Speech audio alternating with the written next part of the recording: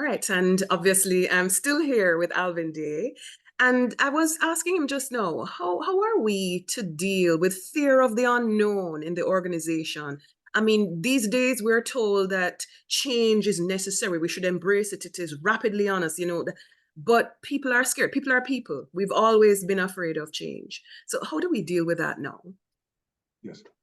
Well, a very pertinent question because by its definition, changing into a future state is changing into something that we don't know yet. And the unknown is something that is naturally feared by people. Fear is a mechanism that helps us with survival. Mhm. Sometimes we think that fear is always a bad thing. But if you're standing in the middle of the road and there's a semi truck coming, you'd better be afraid. Get the heck out of there. Okay.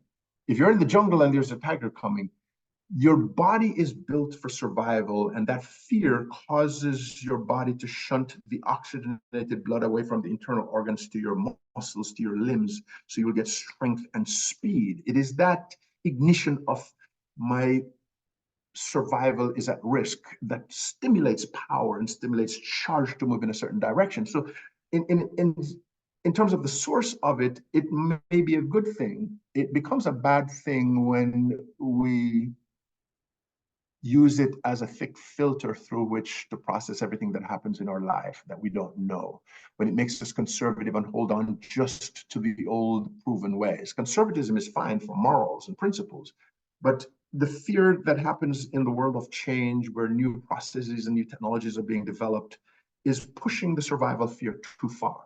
Somehow we get the same feeling that this is going to be bad for me, it's going to hurt me, and now I'm trembling, now I'm charged with anxiety.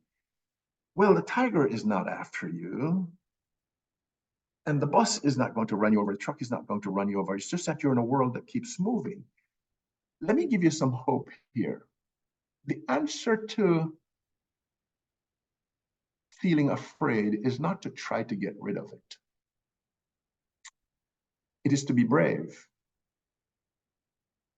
A brave person, a courageous person, takes risks and goes forward not knowing whether that going is going to be successful or not. And let me tell you something I don't want you to forget. Bravery, courage is not the absence of fear. It is the ability to feel the fear pounding in your head, pounding in your heart, and move ahead anyway. That's what bravery is. Because if you never felt that, if you never had to overcome that feeling of trepidation and being scared, it could not be argued that you're courageous. Because when you don't have fear, of what value is courage? You're just doing what feels natural. So courage is feeling the fear because we're human, because we have it built into our survival mechanism, and saying, you know what, this is terrible, but I calculate my risks, I do my research to the extent possible, and I step forward anyway. Someone asks you to be on a committee, and it has a subject, the central reason for this committee is a subject with which you're not very familiar, and you're scared of embarrassing yourself. You are scared of embarrassing yourself, but you step forward anyway and say, I'm a quick learner, I'm going to adjust. Now, there's something else that comes to balance that, and it is to say, I've learned that I'm going to step forward and I might fail, but I'm prepared for that. Every time I fall down, I'm going to get up again.